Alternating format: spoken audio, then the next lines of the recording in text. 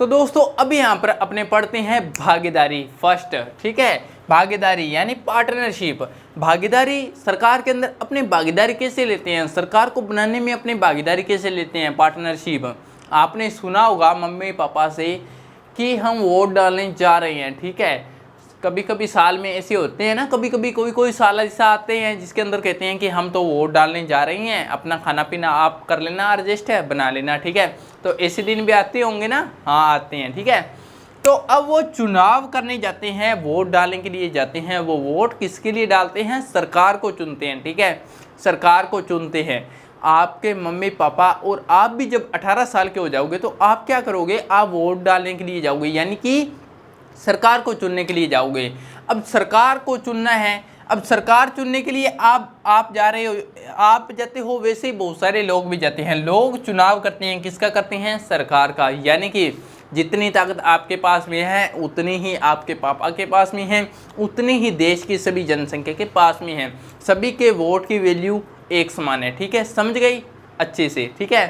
तो वैल्यू एक समान है वोट की, सभी क्या करते हैं, सरकार को चुनते हैं यहाँ पर।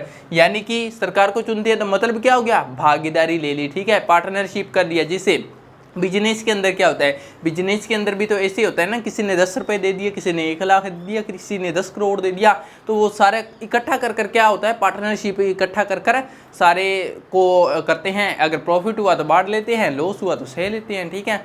तो वैसे क्या होता है, गवर्नमेंट को यहाँ पर चुनते हैं सभी लोग मिलकर यहाँ पर, ठीक है। तो क्या करते हैं यहाँ पर, पार्टनरशिप करते हैं और सरकार को चुनते हैं, ठीक है। ये बात जान ली।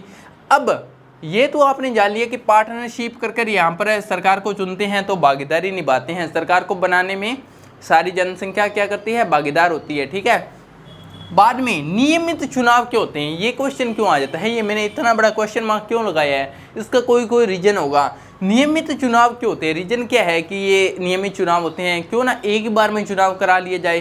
क्योंकि हर 5 साल बाद में, अपने इंडिया के अंदर 5 साल बाद चुनाव होता है सरकार का, तो 5 साल बाद में एवरी ईयर, जैसे ऐसे एवरी 5 ईयर बाद में ऐसे चुनाव होता रहता है, तो पता नहीं कितना ही ऐसा खर्चा लग जाता है। क्यों ना एक ही बार में सरकार को चुन लें तो इतना सारा खर्चा बच जाएगा जो देश के निर्माण में सहायक होगा। पर क्यों, क्या जो सभा थी संविधान सभा, वो क्या कहीं पर कोई भांग पीकर बैठी थी संविधान बनाने, नहीं भाई, ठीक है।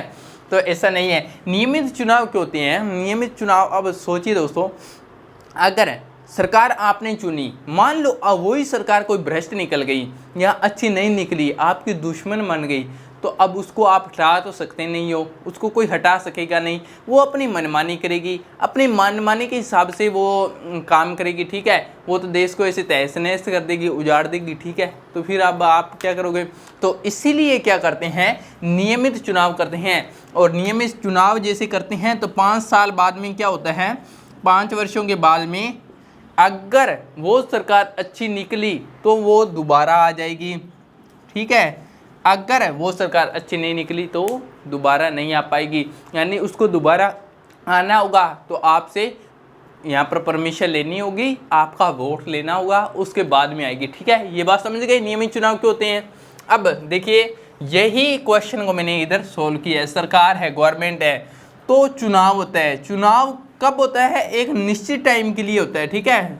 एक निश्चित टाइम के लिए चुनाव होता है। अब निश्चित टाइम के लिए चुनाव होता है, इंडिया में इसकी अवधि रखी है 5 वर्ष, ठीक है। ये चुनाव क्यों होते हैं, नियंत्रण स्थापित करने हेतु, नियंत्रण स्थापित करने हेतु ये चुनाव होता है। तो नियंत्रण स्थापित करना किस पर होता है, गवर्नमेंट के ऊपर।